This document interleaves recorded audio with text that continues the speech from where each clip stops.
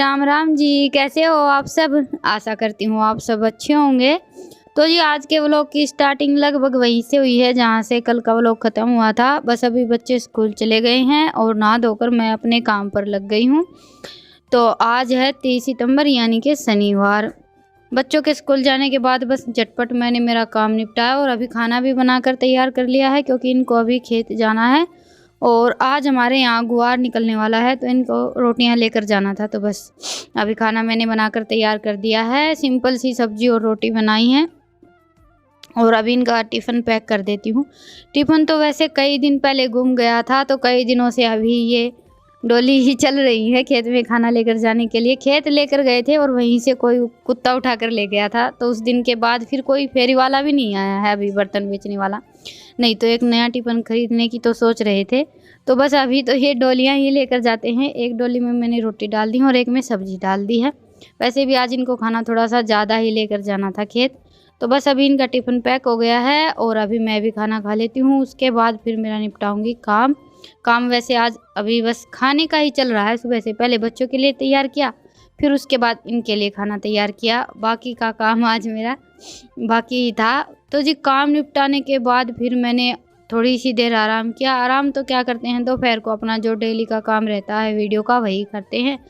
फिर बच्चे आ गए थे 2:30 बजे और 3 बजे मैं फिर से मेरे काम पर लग गई थी क्योंकि आज रितिका का जन्मदिन है तो मुझे काम थोड़ा सा ज़्यादा था तो इसलिए मैंने दोपहर से ही तैयारी स्टार्ट कर दी थी। तैयारी तो वैसे हम जन्मदिन वगैरह मनाते नहीं हैं और इतनी ज़्यादा कुछ तैयारी भी नहीं करनी थी, लेकिन सारा काम मुझे अकेले ही देखना था क्योंकि ये तो सुबह ही खेत चले गए थे।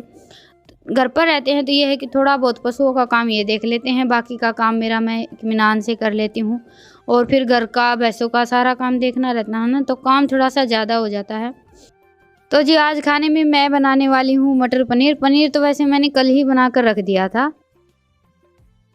तो जी अभी सबसे पहले तो सब्जी के लिए ग्रेवी बनाकर तैयार कर लेते हैं। तो उसके लिए मैंने ये आधी कड़छी सरसों का तेल लिया है और अभी इसमें डाल दी 2 बड़े साइज़ की प्याज को बस हम 3-4 मिनट के लिए तेल में फ्राई कर लेंगे और फिर इसमें डाल देंगे लहसुन, अदरक और हरी मिर्च। अगर घर पर हो तो 2-3 लाल मिर्च भी डाल दें, इससे हमारी ग्रेवी का कलर बड़ा ही अच्छा आता है।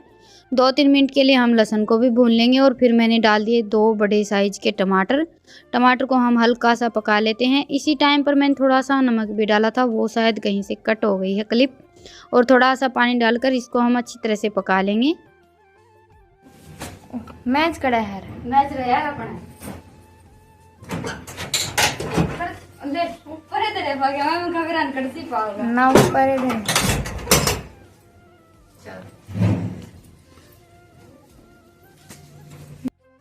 तो जी अभी मेज और खाली कर लेते हैं और इस मेज पर मैं हमेशा बिस्तर रखती हूँ क्योंकि और कहीं पर तो जगह ही नहीं है और स्टोर में मैं संदूक वगैरह पर रखती नहीं हूँ क्योंकि चूहे बहुत ज़्यादा हैं। यहाँ पर थोड़ी सी खुली जगह है तो आसानी भी रहती है और चूहे भी कम आते हैं और बेड में इतनी ज़्यादा जगह नहीं रहती है। तो 2 रजाई तो मेरी हर साल बाहर ही रहती हैं।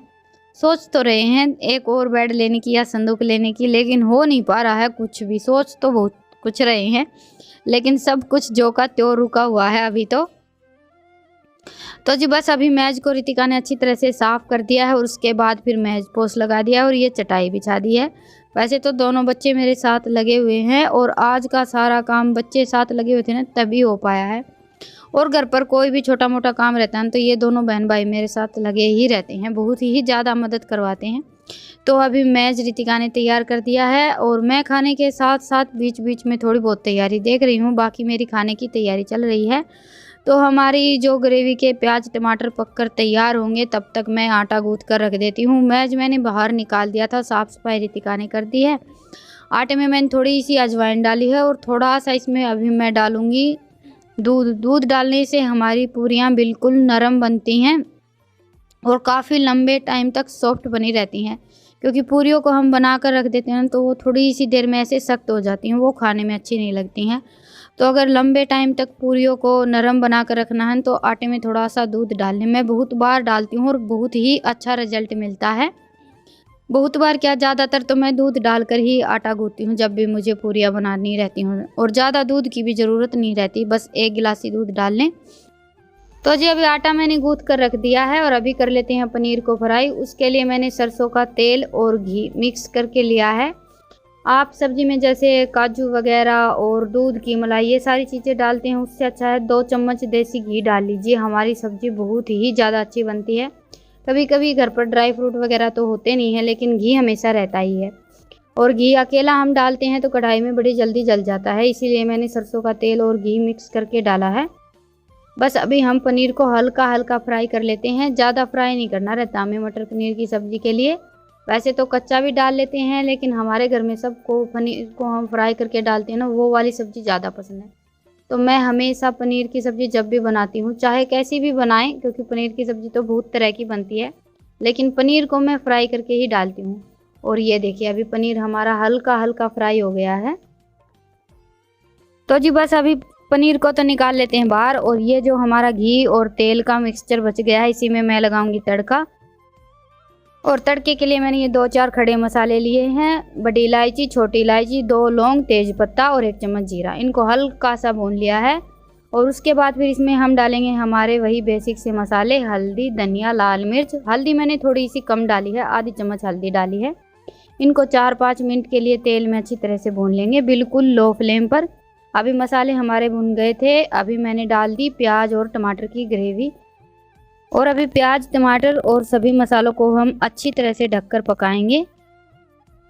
तो जी ये देखिए अभी ग्रेवी हमारी तैयार हो गई है, तेल ऊपर आ गया है। और अभी इसमें डाल दिया मैंने 2 गिलास पानी। पानी डालकर अभी हम ढककर छोड़ देते हैं, पानी में उबाला आने देते हैं। और तब तक मैं देख लेती हूँ मेरी बाकी की तैयारी। आज तो सब्जी के साथ साथ ही मेरा सारा काम चल रहा है, क्योंकि आज का खाना गैस पर बन रहा है। गैस पर यह है कि लो फ्लेम पर खाना बनता है, तो बीच बीच में हम बाकी के काम भी देख लेते हैं।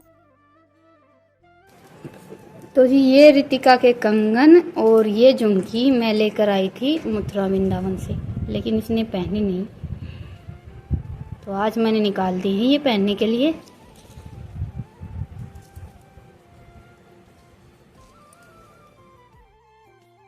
तो जी अभी पानी में उबाला आ गया और पानी को मैंने लो टू मीडियम आंच पर 10-15 मिनट के लिए पकाया है। और अभी इसमें हम डाल देंगे सफल मटर। मटर डालकर 7-8 मिनट के लिए और पका लेंगे, क्योंकि सफल मटर को पकने में इतना ज़्यादा टाइम नहीं लगता है। अभी मटर हमारी पक गई हैं, तो अभी इसमें डाल देते हैं पनीर। पनीर डालने के बाद हम सब्जी को कुछ देर और पकाएंगे। तो जी आज की हमारी स्पेशल मटर पनीर की सब्जी बनकर हो गई है तैयार। लास्ट में इसमें मैं डालूंगी 1 चम्मच गरम मसाला। गरम मसाला डालने के बाद 2 मिनट के लिए और पकाएंगे हम सब्जी को। तो जी ये देखिए सब्जी हमारी कितनी लाजवाब बनकर तैयार हुई है, देखने से ही पता चल रहा है कि सब्जी कितनी टेस्टी बनी है। तो अभी सब्जी को ढककर रख देते हैं और अभी देख लेते हैं अपनी बाकी की तैयारी। इसने पकड़वा लें रितिका ने, मैं पकड़ू के? हैं?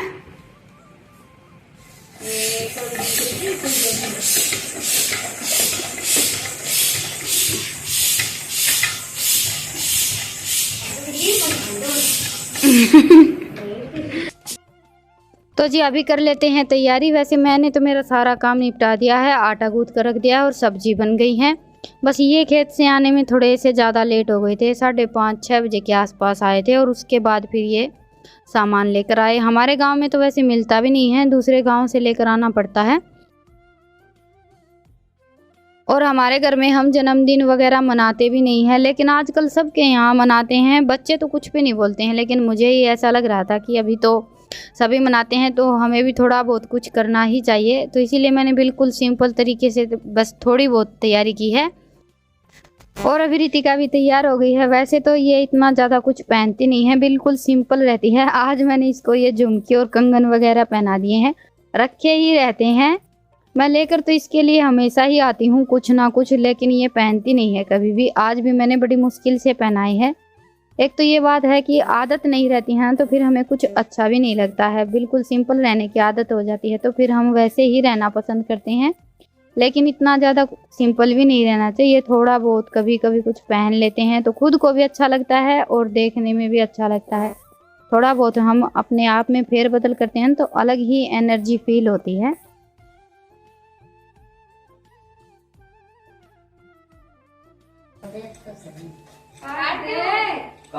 फोटो मत सदना देखा तू। हैप्पी बर्थडे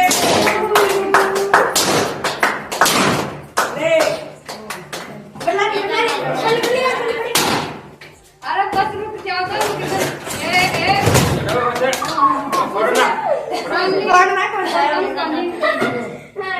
बढ़ना के जरूरी है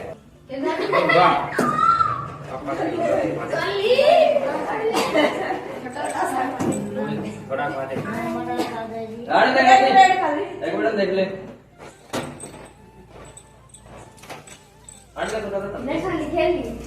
डटो भाई रा भाई एक बरोबर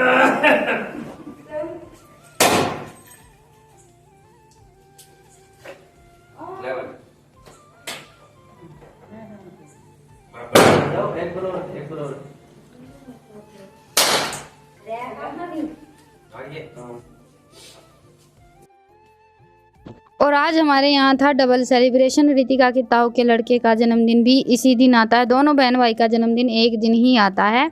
उनकी तैयारी हमसे थोड़ी सी पहले हो गई थी, तो केक कट करना और खाना वाना सब हो गया था। माँ भी खाना खाकर ही आई है। हम तैयारी करने में थोड़े से लेट हो गए हैं। तो जी बस अभी मुझे तो हमारे लिए ही खाना बनाना है, बाकी सबका खाना हो गया है। और रितिका का जन्मदिन तो हमने पिछली साल भी मनाया था, इस बार भी सेलिब्रेट किया है। ईशांत का जन्मदिन नहीं हो पाता है, 2 साल हो गए। कुछ ना कुछ ऐसा हो जाता है कि बस थोड़ा बहुत कुछ सेलिब्रेट कर पाते हैं। और बच्चों का आप सबको पता ही है कि एक के लिए थोड़ा सा ज़्यादा कुछ कर देते हैं ना, तो दूसरा नाराज़ होकर बैठ जाता है। ईशांत को तो मैंने बहला फुसला कर मना लिया था कि अगली बार इसका जन्मदिन भी अच्छी तरह से मनाएंगे। माँ बाप के लिए तो बच्चे बराबर होते हैं, लेकिन ये उम्र होती है, बच्चों को ये लगता है एक के लिए अगर थोड़ा सा ज़्यादा कुछ कर देते हैं कि इसके लिए ज़्यादा होता है, मेरे लिए नहीं होता है। और हमें भी इस उम्र में ऐसा ही लगता था। एक को अगर थोड़ी सी कुछ खाने की चीज़ भी ज़्यादा मिल जाती थी ना, तो ये लगता था कि इसको ज़्यादा मिल गई है, मुझे नहीं मिली है। एक उम्र के बाद भी हमें ये सारी बातें समझ में आती है, या फिर ये लगा लीजिए कि हम खुद उस उम्र में आते हैं तब समझ में आती है, जैसे कि अभी मुझे समझ में आ रही हैं। क्योंकि इनकी उम्र के थे तब हम भी ऐसे ही जिद करते थे हर चीज़ के लिए, सब कुछ बस बराबर बराबर होना चाहिए। और बाकी तो टाइम रहता है, नहीं तो बच्चे तो सभी बराबर होते हैं। लेकिन ईशांत के जन्मदिन पर हम इतना ज़्यादा कुछ कर नहीं पाए थे। तो जी आप सबसे बातें करते करते मैंने पूरियाँ भी तेल में से निकाल दी हैं, और अभी हमारी हो गई है आज की स्पेशल थाली तैयार।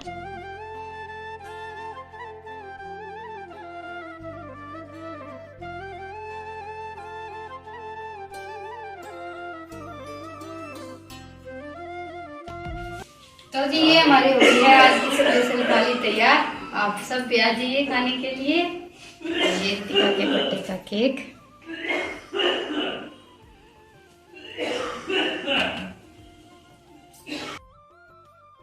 तो जी अभी पूरियाँ मैंने तेल में से निकाल कर रख दी हैं, थाली भी तैयार हो गई है। अभी सबसे पहले तो भगवान को भोग लगा देते हैं, क्योंकि अगर हमारे घर में छोटी सी भी खुशी आती है तो वो इनकी दया से ही आती है। और वैसे भी जन्मदिन वाले दिन तो भगवान का आशीर्वाद लेना बहुत ज़्यादा ज़रूरी होता है। अभी भगवान को भोग लगाने के बाद बच्चे तो बैठ गए हैं खाना खाने के लिए, और मैं बनाऊंगी इनके लिए रोटियां। पूरी तो बस मैंने हमारे लिए ही बनाई है, क्योंकि इनको सर्दी और खांसी की शिकायत हो रखी है 2-3 दिन से। आज थोड़ी सी और भी ज़्यादा हो गई है। ये मौसम ही ऐसा आ गया है, अभी हल्की हल्की ठंड स्टार्ट हो गई है।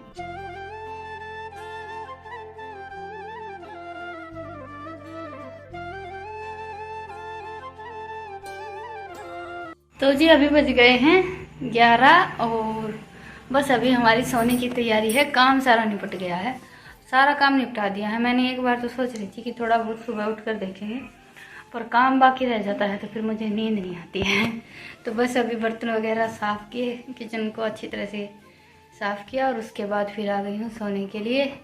ईशांत तो सो गया। ईशांत का तो आप सबको पता ही है, खाना खाने के तुरंत बाद इसको नींद आने लगती है। रितिका की अभी सोने की तैयारी है। कपड़े बदलने के बाद रितिका ने भी थोड़ा बहुत काम तो करवाया ही है। तो जी चलिए आज के व्लॉग को यहीं पर ख़त्म करते हैं, और फिर मिलते हैं।